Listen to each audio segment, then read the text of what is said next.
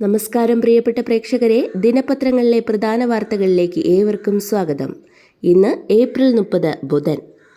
4 പതിറ്റാണ്ടിന് ശേഷം 1984 രാകേഷ് ശർമ്മയ്ക്ക് ശേഷം ബഹിരാകാശത്തെത്തുന്ന ഇന്ത്യക്കാരനാകാനുള്ള വ്യോമസേന ഗ്രൂപ്പ് ക്യാപ്റ്റൻ ശുഭാംശു ശുക്ലയുടെ യാത്ര മെയ് 29 ഇന്ത്യൻ സമയം രാത്രി 10:33 തുടങ്ങും. ആക്സിയം 4 എന്ന സ്വകാര്യ ദൗത്യത്തിലാണ് യാത്ര. ഇതോടെ രാജ്യാന്തര ബഹിരാകാശ നിലയത്തിലെത്തുന്ന ആദ്യ ഇന്ത്യൻ പൗരരാകും ശുഭാംശു. 14 ദിവസം അദ്ദേഹം അവിടെ താമസിക്കും. പഹൽഗാം ഭീകരാക്രമണത്തിൽ പാകിസ്ഥാന് തിരിച്ചടി നൽകാൻ സൈന്യത്തിന് പൂർണ്ണ സ്വാതന്ത്ര്യം. ലക്ഷ്യവും സമയവും രീതിയും സേന നിശ്ചയിക്കും. പ്രധാനമന്ത്രി നരേന്ദ്രമോദിയുടെ നേതൃത്വത്തിൽ ഇന്നലെ വൈകിട്ട് ചേർന്ന ഉന്നതതല യോഗത്തിലാണ് തീരുമാനം. കശ്മീരിലെ പഹൽഗാമിൽ കഴിഞ്ഞ ചൊവ്വാഴ്ചയുണ്ടായ ഭീകരാക്രമണത്തിൽ മലയാളികൾ ഉൾപ്പെടെ 26 പേരാണ് കൊല്ലപ്പെട്ടത്. തുടർച്ചയായ 5ാം ദിവസവും നിയന്ത്രണ രേഖയിൽ പാക് പ്രകോപനം തുടരുന്നു. ബാരമുള്ള, കുപ്വാര എന്നിവിടങ്ങൾക്ക് പുറമെ ജമ്മുവിലെ അഖ്നൂർ സെക്ടറിലും വെടിനിർത്തൽ ലംഘിച്ച പാക് പട്ടാളത്തിന് നേരെ ഇന്ത്യൻ സൈന്യം ശക്തമായി തിരിച്ചടിച്ചു. SSLC പരീക്ഷാഫലം മെയ് 9 പ്രഖ്യാപിക്കും.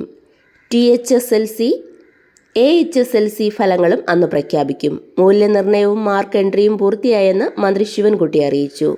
+2 ഫലപ്രഖ്യാപന തീയതി പിന്നീട് അറിയിക്കും. 8ാം ക്ലാസ്സിൽ 30% മാർക്ക് നേടാത്തവർക്കായി നടത്തിയ പുനർപരീക്ഷ ഇന്ന് പൂർത്തിയാകും. ഫലം മെയ് 2.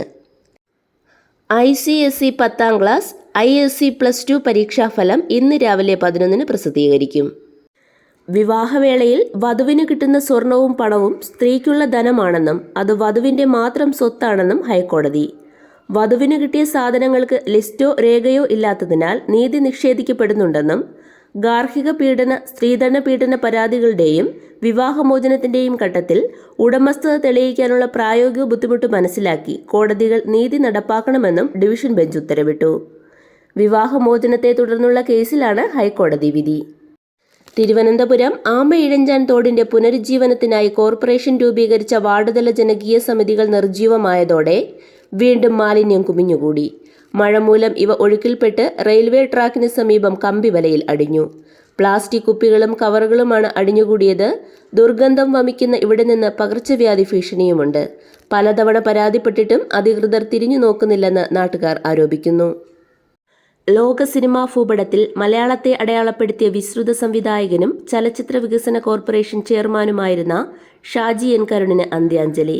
തലസ്ഥാനത്ത് വഴുതക്കാടുള്ള വസതിയായ പിറവിയിലും കലാഭവൻ തിയേറ്ററിലുമായി നടന്ന പൊതുദർശനത്തിൽ ഒട്ടേറെ പേർ അന്തിമോപചാരമർപ്പിച്ചു. ശാന്തി കവാടത്തിൽ വൈകിട്ട് 5 സംസ്ഥാന സർക്കാരിന്റെ പൂർണ്ണ ഔദ്യോഗിക ബഹുമതികളോടെയാണ് സംസ്കാരം നടന്നത്.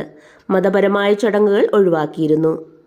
കേരളത്തിന്റെ സ്വപ്ന പദ്ധതിയായ വിഴിഞ്ഞം രാജ്യാന്തര തുറമുഖം പ്രധാനമന്ത്രി മെയ് 2 രാജ്യത്തിന് സമർപ്പിക്കുന്ന ചടങ്ങിനായി തുറമുഖവും പരിസരവും കനത്ത സുരക്ഷാ വലയത്തിലേക്ക്. പ്രധാനമന്ത്രി വരുന്നതിനോടനുബന്ധിച്ചുള്ള സുരക്ഷാ ക്രമീകരണങ്ങളുടെ ഭാഗമായി ട്രയൽ റൺ ഇന്ന് നടക്കും. സുരക്ഷാ ക്രമീകരണങ്ങൾ വിലയിരുത്തുന്നതിനും നിർദ്ദേശങ്ങൾ നൽകുന്നതിനുമായി സിറ്റി പോലീസ് കമ്മീഷണർ ഉൾപ്പെടെ ഉന്നത പോലീസ് സംഘം ഇന്നലെ വൈകിട്ട് വിഴിഞ്ഞത്തെത്തി. നാളെ രാത്രി തലസ്ഥാനത്തെത്തുന്ന പ്രധാനമന്ത്രി രാജ്ഭവനിൽ തങ്ങി 2:10 ശേഷം പാങ്ങോട് സൈനിക ക്യാമ്പിലെ കൊളച്ചൽ സ്റ്റേഡിയത്തിൽ നിന്ന് വായുസേനയുടെ പ്രത്യേക ഹെലികോപ്റ്ററിൽ വിഴിഞ്ഞം രാജ്യാന്തര തുറമുഖത്തിറങ്ങും. 10:15 തുറമുഖത്തെത്തുന്ന പ്രധാനമന്ത്രിയെ ഗവർണർ, മുഖ്യമന്ത്രി, മന്ത്രിമാർ തുടങ്ങിയവർ സ്വീകരിക്കും. തുടർന്ന് പോർട്ട് ഓപ്പറേഷൻ കേന്ദ്രത്തിലെത്തി കമ്പ്യൂട്ടർ നിയന്ത്രിത പ്രവർത്തന രീതികൾ, ബർത്തിൽ എത്തി ക്രെയിനുകൾ എന്നിവ വീക്ഷിക്കും. 11 വേദിയിലെത്തി പ്രസംഗിക്കും. 12 അദ്ദേഹം മടങ്ങും.